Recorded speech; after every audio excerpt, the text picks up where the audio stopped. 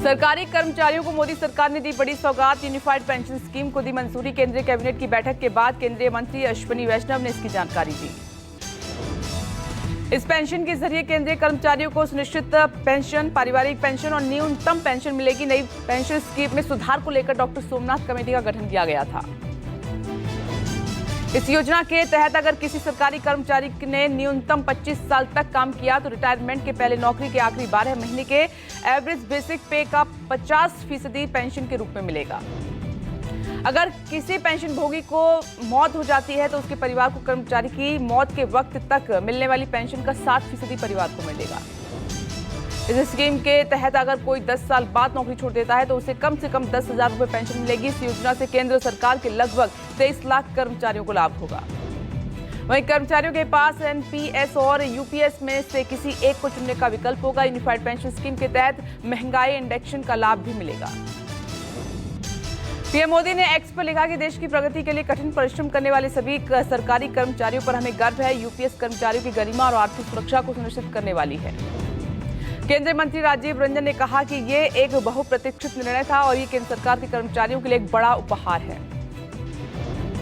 Shiv Sena UBT के नेता आनंद दुबे ने कहा कि यूपीएस लाकर सरकार ने विपक्ष की मांग को साबित कर दिया है। वो समझ गए हैं कि 23 लाख केंद्रीय कर्मचारियों के लिए एक योजना लाने की जरूरत है। यूपीएस पर कांग्रेस नेता राशिद अल्वी ने कहा कि जो काम सरकार को पहले कर देना चाहिए था वो अब दबाव में कर रही है। पूरा विपक्ष कह रहा है कि सरकार को पेंशन के संबंध में कुछ निर्णय लेना चाहिए। आज राजस्थान और महाराष्ट्र के दौरे पर प्रधानमंत्री नरेंद्र मोदी पहले महाराष्ट्र के जलगांव में महिला सशक्तिकरण अभियान के तहत 11 लाख नई लखपति दीदियों को प्रमाण पत्र देंगे और बातचीत करेंगे। इसके बाद पीएम मोदी राजस्थान के जोधपुर जाएंगे। आज दोपहर बाद पीएम मोदी यहां पर हाईकोर्ट के 75 साल पूरे होने के मौके पर आयोजित प्लेटिनम समारोह को संबोधित करेंगे। आज पीएम मोदी करेंगे मन की बात। सुबह 11 बजे प्रसारित होगा। ये मन की बात कार्यक्रम का 113वां एपिसोड है।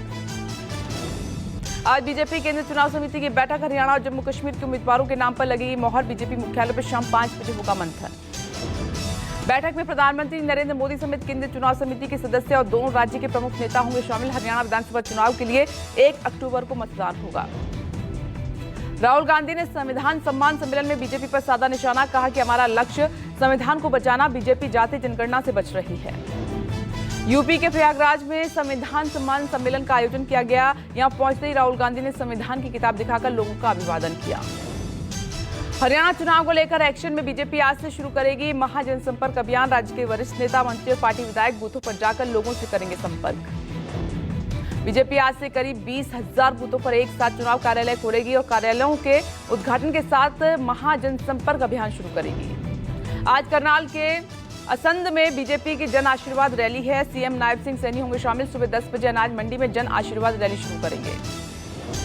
कांग्रेस का हरियाणा मांगे हिसाब अभियान का दूसरा चरण आज पानीपत पहुंचेगी पदयात्रा। सांसद दीपेंद्र हुड्डा जनसभा को संबोधित कर हरियाणा मांगे हिसाब के तहत शहर में निकालेंगे जुलूस।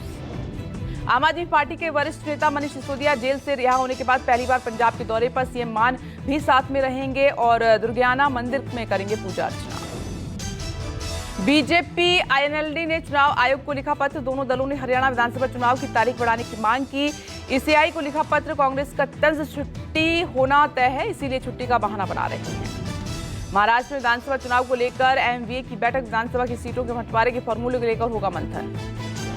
सूत्रों की माने तो उद्धव ठाकरे की 20 से 22 सीटें, कांग्रेस से 13 से 16 सीट और शरद पवार 5 से 7 सीटों पर चुनाव लड़ सकते हैं। वहीं मुंबई की कुछ सीटों पर एमवीए के तीनों दलों ने दावा ठोका है। जम्मू कश्मीर विधानसभा चुनाव के लिए पीडीपी ने जारी किया अपना घोषणा पत्र। 200 यूनिट मुफ्त बिजली, जमाते इस्लामी से बैन हटाने जैसे कई ऐलान हुए। छत्तीसगढ़ दौरे के दूसरे दिन गृह मंत्री अमित शाह ने बड़ा ऐलान किया। कहा कि 2026 तक देश को नक्सल मुक्त करेंगे। साथ ही कहा कि नक्सल प्रभावित जिलों में केंद्र और छत्तीसगढ़ सरकार की सभी योजनाओं का 100% क्रियान्वयन हो। शनिवार को अमित शाह ने छत्तीसगढ़ के मुख्यमंत्री विष्णुदेव साय और पड़ोसी राज्यों के मुख्य सचिवों और पुलिस महानिदेशकों के साथ अंतर्राज्यीय समन्वय बैठक में भाग लिया। वहीं अमित शाह का छत्तीसगढ़ के दौरे का तीसरा दिन है। आज वो 10 बजे यहां पर नारकोटिक्स कंट्रोल ब्यूरो के कार्यालय का उद्घाटन करेंगे। साथ ही समीक्षा बैठक में हिस्सा लेंगे। आज होगी हरियाणा पुलिस में सिपाहियों की लिखित परीक्षा। 84 केंद्रों पर 24,003 अभ्यर्थी परीक्षा में हिस्सा लेंगे और इनमें 19,822 पुरुष हैं। वहीं 4,181 महिला परीक्षार्थी शामिल हैं।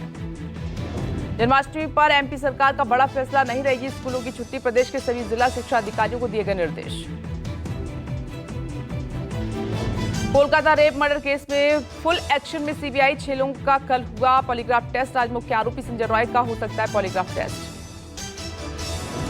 कल सीबीआई ने पॉलीग्राफ टेस्ट किया और 6 लोगों का पॉलीग्राफ टेस्ट हुआ। सीबीआई दफ्तर में हुआ है ये पॉलीग्राफ टेस्ट।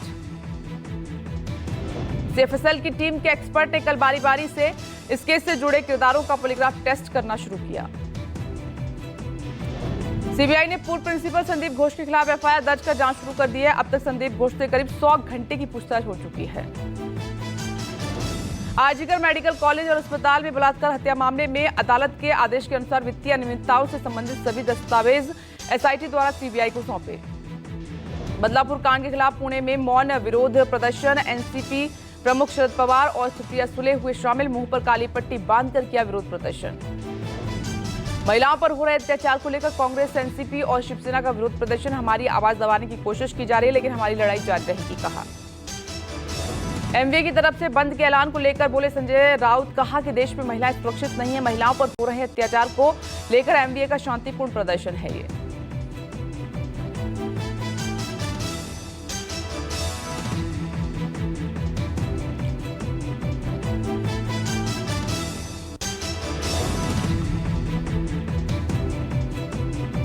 SC/ST आरक्षण के वर्गीकरण पर सपा और कांग्रेस की चुप्पी पर मायावती ने उठाए सवाल। कहा कि सपा कांग्रेस का चाल, चरित्र और चेहरा SC/ST विरोधी रहा है। मायावती ने कहा कि सपा और कांग्रेस SC/ST आरक्षण के समर्थन में अपने स्वार्थ और मजबूरी में बोलते हैं। ये चुप्पी उनकी आरक्षण विरोधी सोच को दर्शाती है। मायावती ने सुप्रीम कोर्ट के फैसले का जिक्र करते हुए कहा कि SC/ST आरक्षण के वर्गीकरण और क्रीमी लेयर पर चुप रहना इन पार्टियों की नीतियों में आरक्षण विरोध का संकेत है। सीएम योगी का एनसी कांग्रेस गठबंधन पर बोला हमला। कहा कि यह अलायंस राष्ट्र सुरक्षा के लिए बड़ा सवाल है। क्या कांग्रेस एनसी के घोषणा पत्र का समर्थन करती है? कांग्रेस ने नेशनल कॉन्फ्रेंस के साथ गठबंधन करके फिर से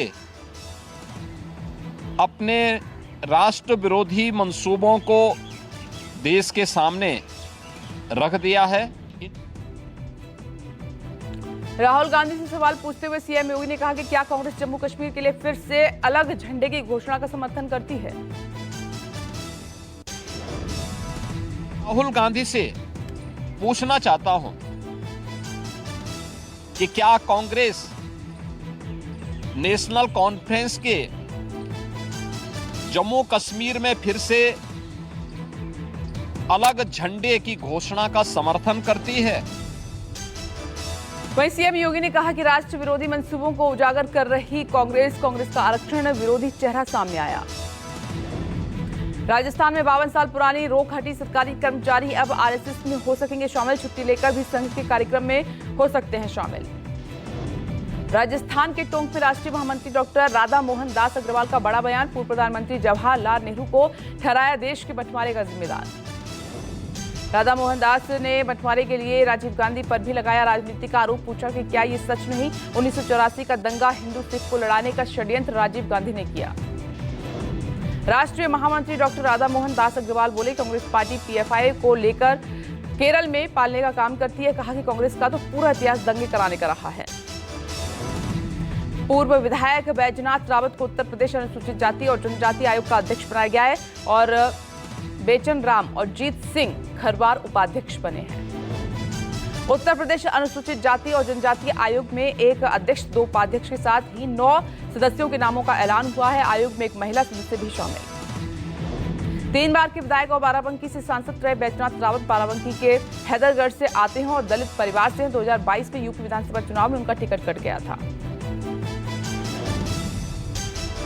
दिल्ली के द्वारका नॉर्थ में 2 पक्षों में फायरिंग। प्लॉट के कब्जे को लेकर विवाद हुआ। फायरिंग में एक शख्स घायल हो गया है। फायरिंग का फरार आरोपी की तलाश में पुलिस जुटी हुई है। इलाके की सीसीटीवी फुटेज खंगाल रही है पुलिस।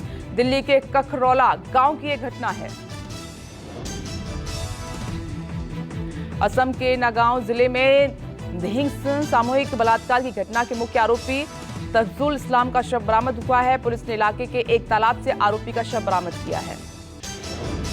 रेप के मुख्य आरोपी को जांच के लिए घटनास्थल पर लेकर गई पुलिस और पुलिस गिरफ्त से भागने के दौरान आरोपी तालाब में कूदा। सुबह तालाब से उसका शव मिला है। दिल्ली के एक मदरसे में पढ़ने वाले छात्र की संदिग्ध हालात में मौत, बीमार हालत में परिजनों को सौंपा गया था। 5 साल का मासूम इलाज के लिए लाए गए छात्र को डॉक्टरों ने मृत घोषित किया।